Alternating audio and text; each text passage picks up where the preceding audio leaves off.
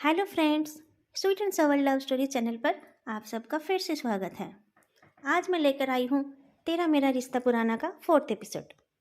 मुझे उम्मीद है कि पिछले 3 एपिसोड्स की तरह इस एपिसोड को भी आप सब पसंद करोगे। लानवांग जी ने उस लेटर के छोटे छोटे टुकड़े बना लिया था। फिर दोनों दोस्त मिलकर उन टुकड़ों को हवा में फेंक रहे थे। लेटर एक कलरफुल प्रिंटेड पेपर में लिखा हुआ था। हवा में उड़ते हुए वो पेपर के टुकड़े बहुत खूबसूरत दिख रहे थे। वो युक्षिया साइकिल चलाकर आ रहा था। लानवांग जी की नज़र उन पेपर के टुकड़ों के बीच से वो युक्षियन के ऊपर पड़ी।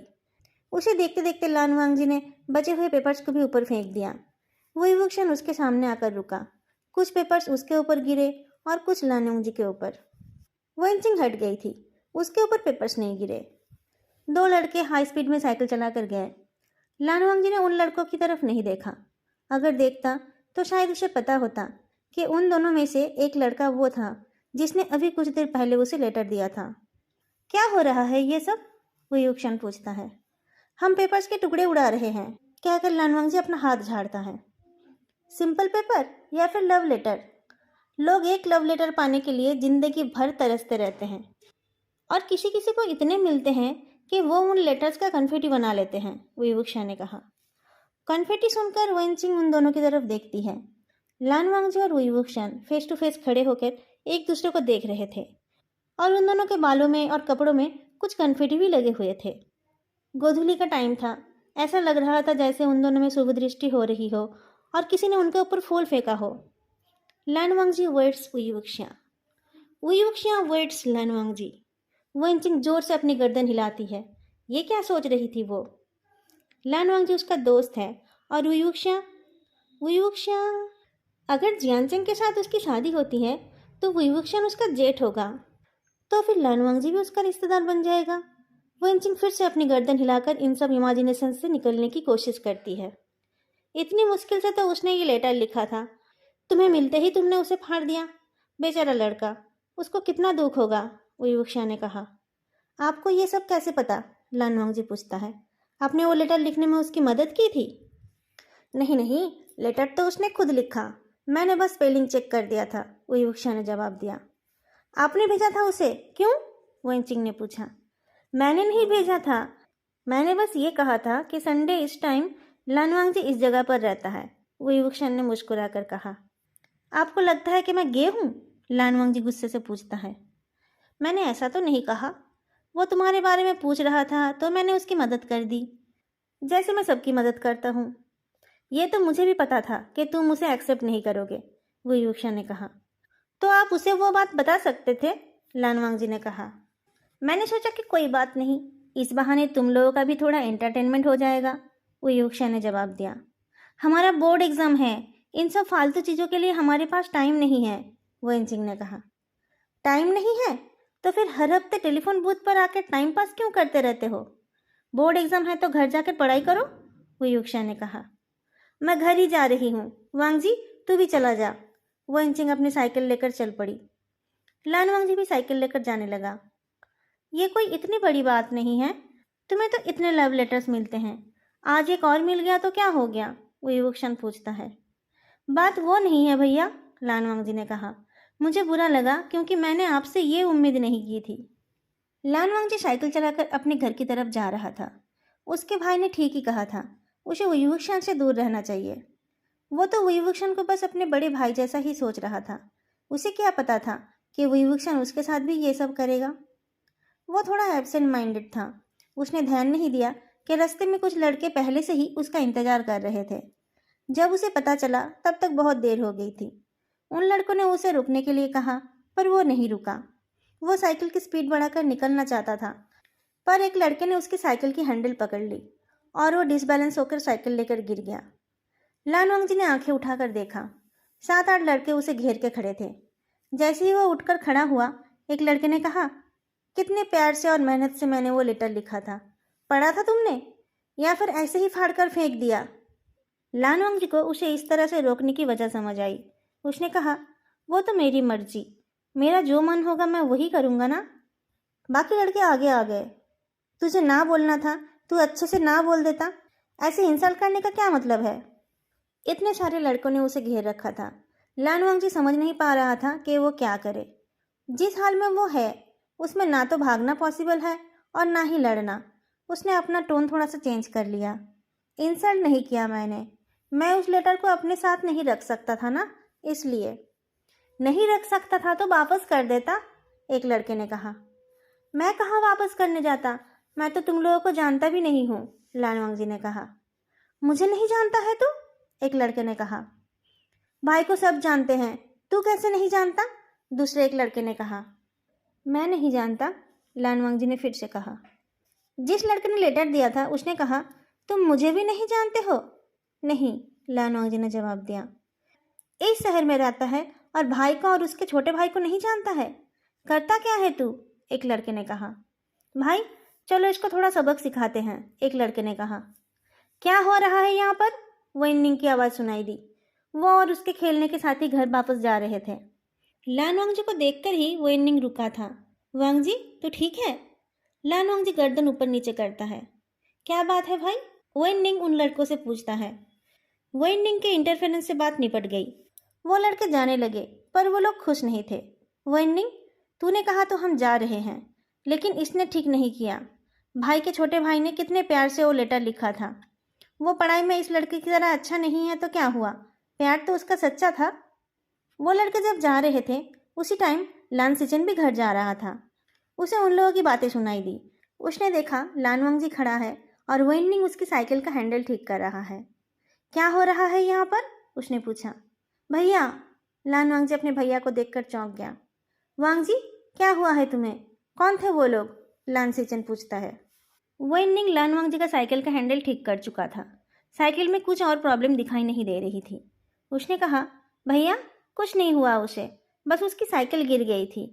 आप लोग पहले घर चले जाइए, फिर बात कर लेना। लानवांग जी साइकिल लेकर चलने लगा तो उसका भाई भी उसके साथ चल पड़ा। वेन्निंग ने साइकिल का हैंडल तो ठीक कर दिया था, पर साइकिल में कहीं और कुछ प्रॉब्लम थी। लानवांग जी को साइकिल चलाने में प्रॉब्लम हो रही थी। रास्ते में दोनों भाइयों ने कोई बात नहीं की। साइकिल से उतरकर लानवांग जी लंगड़ाते हुए अंदर गया। खाना बनाने वाली आंटी खाना बना रही थी। लानवांग जी को लंगड़ाते देख वो दौड़ कर आई। किसी से टकरा गए थे क्या, घुटनों में चोट लगी है तुम्हें? पैंट उतारो, मैं बर्फ लेकर आ रही हूँ, कहकर वो किचन की तरफ वापस गई। लानवांग जी का पैंट घुटनों की जगह पर छिल गए थे। लेफ्ट घुटने में ज़्यादा चोट लगी थी। लान सिचन ने उसे एक टॉवल दिया और फिर फर्स्ट एड बॉक्स लेने चला गया। हुआन, तुम जैन की मरहम पट्टी कर दो, मैं अभी अभी मिर्ची काट रही थी, मैं लगाऊंगी तो उसे जलन होगी, आंटी ने कहा। उसके साथ वैसा ही होना चाहिए, लान सिचन ने बर्फ लगाते हुए कहा। दुनिया भर के अजीब लोगों से दोस्ती होती है इसकी। वो लोग मेरे दोस्त नहीं थे, लानवांग जी ने धीरे से कहा। फिर उसने पूरी बात सुनाई, बस विवुक्शन का इन्वॉल्वमेंट और वेनचिंग का चॉकलेट खाने की बात नहीं बताई। सब कुछ सुनकर और उन लड़कों के बारे में सुनकर आंटी ने कहा, वो तो बहुत गंदे लड़के हैं, हमेशा गुंडागर्दी करते रहते हैं। आज वो लोग चले गए, लेकिन अगर वो फिर से आ गए तो? वांग जी, तुम घर से बिल्कुल भी अकेले नहीं निकलोगे, लान सिचन ने कहा। पर भैया, मेरा स्कूल और ट्यूशन का क्या होगा, लानवांग जी ने पूछा। तुम मेरे साथ ही स्कूल जाओगे और मेरे साथ ही वापस आओगे। ट्यूशन के टाइम भी मैं तुम्हारे साथ जाऊंगा, लान सिचन बोलता है। तो फिर आप पढ़ाई कैसे करोगे, लानवांग जी परेशान होकर बोलता है। मुझे ज़्यादा अच्छा रिजल्ट की ज़रूरत नहीं है, मैं तो तुम्हें यहाँ अकेले छोड़कर बाहर पढ़ने भी नहीं जा पाऊंगा। इस शहर की यूनिवर्सिटी में चांस पाने लायक मार्क्स मुझे मिल ही जाएंगे। लान सिचन ये कहकर अपने रूम में चला गया। अगले दिन लानवांग जी अपने भाई की साइकिल में बैठकर स्कूल भी गया और शाम को ट्यूशन भी गया। 2 दिन बाद से वो खुद अपनी साइकिल चलाकर जाने लगा, पर वो जहाँ भी जाता था उसका भाई उसके साथ जाता था। लान सिचन ने उसे बिल्कुल भी अकेला नहीं छोड़ा। लानवांग जी को ये अच्छा तो नहीं लग रहा था, पर भाई के साथ वो अपने आप को सेफ महसूस कर रहा था। वो युवक्षा शायद उससे मिलना चाहता था, पर उसके भाई को साथ देखकर वो दूर ही रहा। लानवांग जी इस बात पर दुखी नहीं था। एक तरह से ये अच्छा ही हुआ, उसने विभूषण पर भरोसा किया था, पर उस आदमी की वजह से ही आज लानवांग जी का ये हाल है। उक्षा भैया ने तुझे सॉरी कहा है, वेन्निंग ने कहा। अगर उन्हें पता होता कि ऐसा कुछ होगा तो वो ऐसा नहीं करते। लानवांग जी ने जवाब दिया। तो उनके ऊपर नाराज है, वेन्निंग ने पूछा। नहीं, मैं क्यों उन पर नाराज होऊंगा, मैं बस अपने भाई पर ही नाराज होता हूँ, लानवांग जी ने जवाब दिया। वेन्निंग ने कुछ और नहीं कहा। नेक्स्ट संडे वेन चिंग को अपने भाई से छुपकर अकेले ही बूथ पर जाना पड़ा। उसके अगले दिन विवुक्षा ने वेन निंग के हाथ एक खत भेजा। ये तेरे लिए है, वेन निंग ने कहा। मुझे अब और कोई लव लेटर नहीं चाहिए, लानवांग जी ने कहा। ये लव लेटर नहीं है, वेन निंग बोलता है। ये एपोलॉजी लेटर है, उक्शन भैया की तरफ से। मैंने तो कह दिया था कि मैं उनके ऊपर नाराज़ नहीं हूँ, लानवांग जी ने कहा। ठीक है, एक बार देख ले वो क्या बोलना चाहते हैं, वेन निंग ने रिक्वेस्ट किया। लानवांग जी ने उस लेटर को पढ़ा। उसमें नया कुछ नहीं लिखा था। विवुक्षन माफ़ी मांग रहा था। उसने नहीं सोचा था कि ऐसा कुछ हो जाएगा। वो लानवांग जी से एक बार मिलना चाहता है, यही सब लिखा था उसमें। लानवांग जी ने वेन निंग से कहा, उनको बता देना कि मैंने उन्हें माफ़ कर दिया है, पर मिलने की कोई ज़रूरत नहीं है। प्री बोर्ड शुरू होने वाला है, मुझे अच्छे से पढ़ाई करनी है। 2 दिन बाद विवुक्षन ने फिर एक लेटर भेजा और कुछ दिन बाद एक और। उन लेटर्स में भी कुछ खास नहीं लिखा था, पर वो एक बार मिलना चाहता था। लानवांग जी ने फाइनली एक नोट लिख ही दिया। आप मुझसे मिलना क्यों चाहते हो? मैंने तो बताया कि मैं आपसे नाराज़ नहीं हूँ। मैं सिर्फ अपनों से ही नाराज़ होता हूँ। आपसे तो मेरा कोई रिश्ता है ही नहीं। मैं आपसे क्यों नाराज़ होऊंगा? आप प्लीज़ कोई और लेटर मत भेजना। प्री बोर्ड से पहले स्कूल में स्टडी लीव थी। दोनों भाई घर में पढ़ाई कर रहे थे, पर लानसीचन पहले जैसा सीरियस नहीं था। वो बस ऐसे ही बेमन से पढ़ाई कर रहा था। लानवांग जी ने कहा, भैया, मेरी वजह से आपको अपनी फ्यूचर खराब नहीं करनी चाहिए। तो क्या करूं? तुम्हें अकेले छोड़कर चला जाऊं? अगर तुम्हें कुछ हो गया तो मैं अपने अच्छे फ्यूचर का क्या करूंगा? लानसीचन पूछता है। अगर मैं 11th-12th के लिए हॉस्टल चला जाऊं तो? लानवांग जी पूछता है। हॉस्टल? लानसीचन हैरान होकर पूछता है। लानवांग जी को हॉस्टल भेज सकते हैं? ये तो उसने सोचा ही नहीं था। तुम हॉस्टल में रह पाओगे? उसने पूछा। 2 साल बाद तो मुझे हॉस्टल जाना ही है। 11th में ही चला जाऊंगा तो क्या हो जाएगा? रहते रहते आदत पड़ जाएगी। मम्मी पापा के बिना जीने का भी तो आदत पड़ गई है ना? लानवांग जी धीरे से बोलता है। 2 साल बाद मैं कहीं पढ़ने चला गया तो आप भी तो अकेले हो जाओगे। इससे अच्छा होगा कि आपको जो पढ़ना है आप वो पढ़ो और मुझे भी किसी अच्छे बोर्डिंग स्कूल में भेज दो। ठीक है, मुझे सोचने दो। मैं चाचा जी से भी बात कर लूँगा, लानसीचन बोलता है। छोटे भाई का आइडिया इतना बुरा भी नहीं है। वो हॉस्टल में रहेगा तो लानसीचन को उसकी ज़्यादा फिक्र करने की ज़रूरत नहीं पड़ेगी। चाचा जी को भी ये ठीक लगा। लानसीचन को पढ़ाई में नया जोश मिल गया। उसने तो अपने लिए कुछ उम्मीद करना ही छोड़ दिया था, पर उसके भाई ने उसके लिए एक नया रास्ता खोल दिया था। बोर्ड से पहले जो 2 महीने का टाइम है, उसमें अगर वो अच्छे से पढ़ेगा तो वो ज़रूर अच्छा रिजल्ट करेगा। कॉम्पिटिटिव एग्ज़ाम्स में तो और भी ज़्यादा टाइम बाकी है।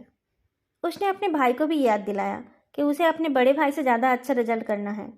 प्री बोर्ड अच्छे से ख़त्म हो गया। प्री बोर्ड के पहले से ही लानवांग जी ने ट्यूशन जाना बंद कर दिया था। वो अब पूरी तरह सेल्फ स्टडी के ऊपर ही डिपेंडेंट है। ऐसे ही एक दिन जब लानजीचन ट्यूशन के लिए गया था, तब फ़ोन की रिंग होने पर लानवांग जी ने फ़ोन उठाया।